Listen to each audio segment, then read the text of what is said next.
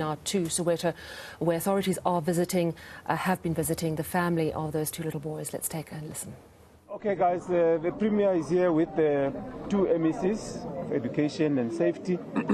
Premier will just give us a summary and then we'll do a Q&A on why we're here. Well, thanks, Steve. Let me start by acknowledging the community here. And I want to take my hat off those that are patrollers to thank them for what they've done for us to be here. I want to acknowledge the presence of the two MECs.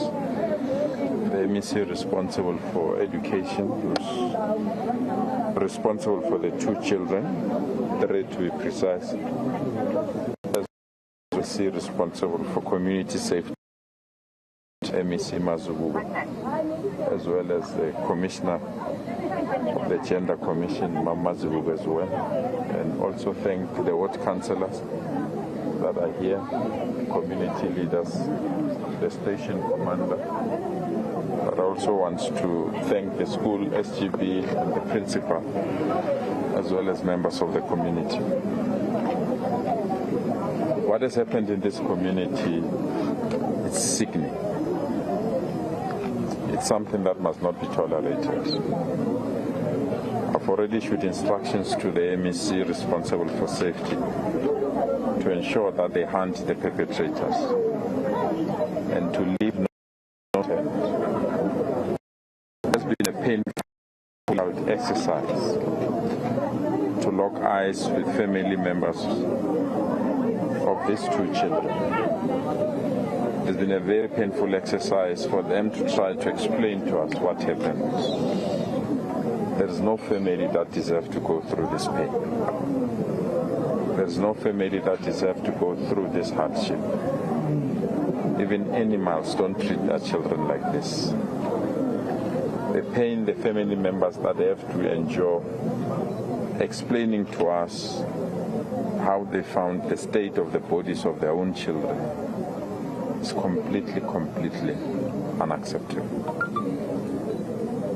We are trying to establish the reasons behind, but the community is very clear that this is not the first case, and they're also reaffirming that if we don't do something drastic as government, this will possibly not be the last case. So we have no choice but to unleash state resources that we have at our disposal to at least do everything with it and get reasons why these people are behaving like this. It's beyond being barbaric. It's beyond being heartless. It's something that can't be explained, that a human being can do what they've done to our children. As the state, we have offered our support to the family, and I want to thank firstly our patrollers.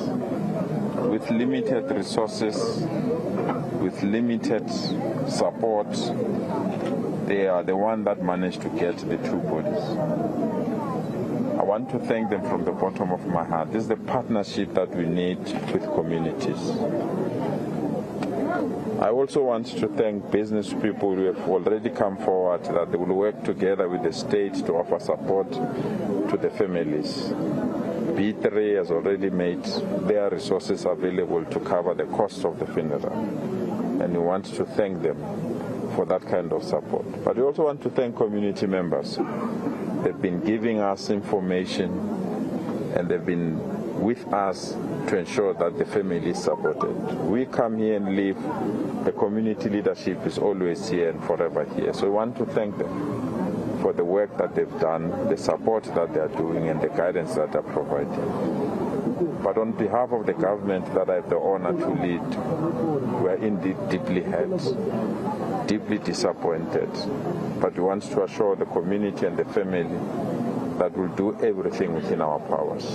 We have already given the police the necessary instruction and the support that they need so that these perpetrators can be hunted down and we can attend to all these issues.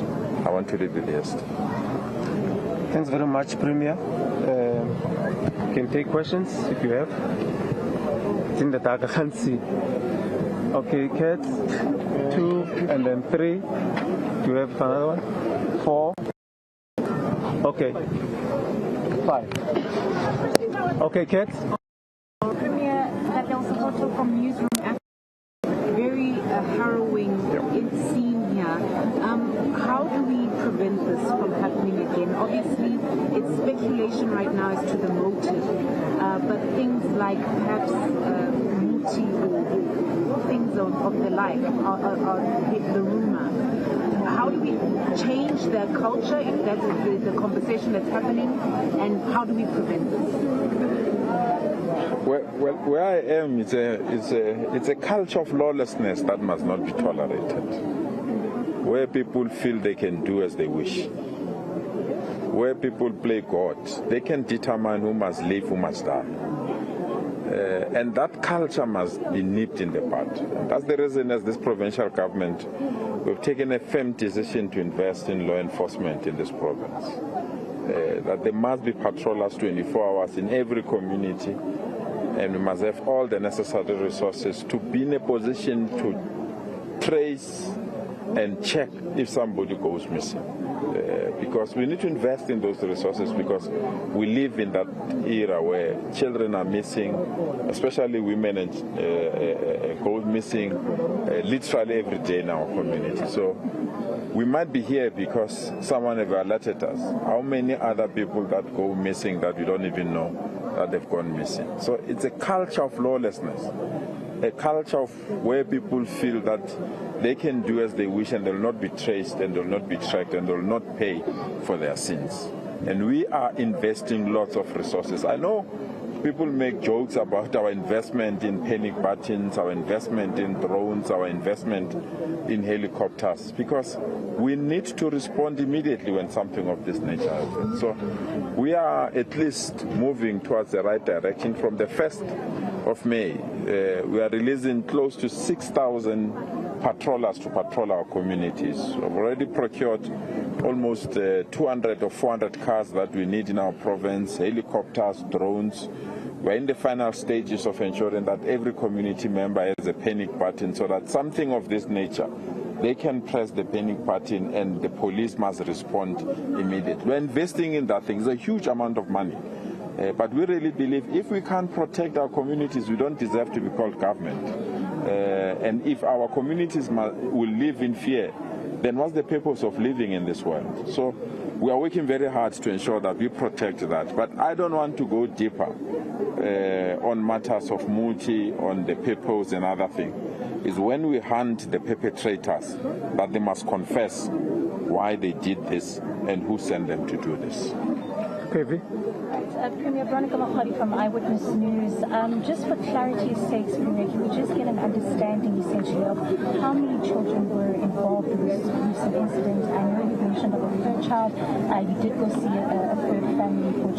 For clarity in that regard. Secondly, Premier, we, of course, all journalists have been here throughout the day speaking to the community. It really come out to mention the issue of electricity, the fact that the community is forced to move in the dark and criminals move unseen, and it continues to go on because it's happening under this cloud of darkness. And just a third question in Premier, what do you say, and I think as well, to community members who feel that they must in some way take the law into their own hands until they can see some form of justice or a control of laws happening in their community?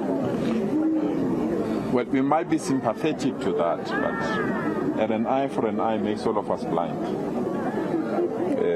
If we are going to be a nation that works on revenge, I don't think that we can sustain that. Because what happens if somebody mistakenly, because of jealous and many other things, pointed the wrong person, and this is the person that did that, and we go to that person and that person gets killed, and we later establish that that person was not that person? We can't bring back the person. So an eye for an eye will make all of us blind. The rule of law must prevail, must be protected. But I'm very, very sympathetic to those community members that feel that they need to act. because it pushes the law enforcement agencies to do their work. It pushes them to ensure that the police must not do things that are silly. They must not be friends of people that are not doing correct things in our communities, and they must respond urgently when they are required. What consoled me that both families praised the police for being sympathetic, for being there and assisting them to go and look for their children. That's the part that I have. And I share the sentiments of load shedding. I really hate this thing called load shedding. I know I'm part of government, and in whatever forum and whatever platform, we've expressed our view and our frustration to government, national government, that we have to deal with this thing called load shedding with speed. This thing is unbearable, it's causing problems, it's causing misery, it's causing pain in our communities. And what you've just said is exactly that. Because criminals now even know the timelines when this electricity is moving. And they do their deeds knowingly that this electricity will move to that thing. So we just have to put all our resources to end load shedding. If we can't end load shedding, that's the end of all of us. And as a public representative, I know our communities are angry on this issue of load shedding. But we have visited 3 families. The ward councillor is here. We visited 3 families. There were 2 affected families that unfortunately lost their children, and there's 1 family that the child survived. And that's the child that is assisting us and the police with the relevant information and are providing the necessary protection, counseling and support to that family. We've asked that family to link up with our school so that they can be protected. Premier, it's not the first time that we're seeing young children being killed. We saw similar scenes, I think, in Orange Farm, where it was found out that it was actually a work of somebody that was targeting children. Are you concerned that there might be a serial killer on the loose targeting young children for whatever reason that it is? And how confident are you that you'll be able to arrest this person? Well, I'm not an expert on serial killers. I think the police are better positioned to do that. The case that you are referring to, you know that the police did an excellent work, identified the culprit, and that particular culprit is serving jail term. I'm very confident. I'm very confident that the police and the resources that we have at our disposal will assist us. What worries me is that this community says this white car that is moving around is not the first time that it comes in. It's not the first time that it's doing what it's doing. So we just have to deposit our intelligence work here within our communities. But we already received valuable information thus far. And that's the reason why we say we feel confident that this matter can be tackled and we can know who's behind this. But we are convinced that we'll get to a solution on this matter. Premier, what ultimatum did you give to the police to find those who are behind these heinous crimes? Number 2, clearly by judging that there is a vehicle that has been identified, were the police aware, no, the police officer, were they aware of such a vehicle that is suspected to be committing such crimes? And what did they do, or what are you going to do as the Premier in your relationship with the Provincial Commissioner to ensure that that vehicle is found? Let me leave that to the MEC responsible for police. Yes, Mr. Premier. Like Premier has indicated that through the work of the provincial office together with the station commander, a team from FCS also has been roped in. So this case has been taken very seriously, such that is being investigated at higher level, and the local police are actually assisting with more information. Of course, we take very serious matters that pertain to the safety of our communities. That is why with the establishment of your neighborhood and also working very closely with patrollers, that's what actually assisted the police. So sector crime forums that do exist within our communities and your neighborhood watches are actually the backbone of our communities that ensure that even perpetrators are actually brought to book. On the matter of this car that is terrorizing communities, I'm sure Brigadier Shiburi is working very closely in also trying to identify who exactly, some of them, they actually travel with fake number plates. And with the rolling out of technology in our communities, you know, once we have CCTV cameras in each and every street, I'm 100% sure communities together with patrollers will be able to assist more and be able to bring those people to book. Thank you very much. Imo, the last one. Premier, thank you so much for your time. What do you say to naysayers who believe that load shedding might hamper your grand plans to keep Gautengers safe? Well, I always say that we are not planning outside the box or inside the box. We are planning outside the box. We know there's load shedding, so whatever gadgets that we want to deploy, we know we'll use either solar or battery storage or whatever form to ensure that we are not disrupted by load shedding. But we can't plan with load shedding. Load shedding must come to an end, and we have to move with speed. We have to put all our resources as government to ensure that we end load shedding. I can tell you the level of crime that has increased since load shedding is just too much. So we just have to put our heads together in government, prioritize the end of load shedding, put all the resources that we have, the skills and the talent that we have to end load shedding. We are doing that in our province. Today we met various investors that are ready to roll out the support. We also met engineers that are ready to give us support so that we can deal, including the resuscitating of some of the old power stations in this particular province. So we are putting our resources to end load shedding so that we can deal with all these matters. I'm not sure if the police wants to say something. The MEC has already said that. But let me thank you for your time and also thank this community for their understanding and patience. They're very angry and it's understandable. But we are pleading with them, leave this matter with the police. If you have valuable information, share it with us. We'll be in a position to crack this particular case. And we want to wish those families that are going through this pain, they must know their pain is our pain. We want to share our condolences with them. We share this grief with them, and we are determined to do everything within our powers to catch these criminals. I want to thank you and leave it here. Thanks very much. Ladies and gentlemen, let's leave it here. Thanks. All right, so that's the Premier of Gauteng, Panyaza Lesufi, speaking to the media after a visit to the two families who lost their sons overnight in a brutal murder. The Premier wouldn't be drawn on questions around whether this was a muti killing, but of course we do know that the occult unit is on site. So clearly that is something that is being investigated. And the Premier saying that this culture of lawlessness is something that must not be tolerated. Also expressing his frustration with load shedding, saying that crime has spiraled up exponentially since load shedding came into full force.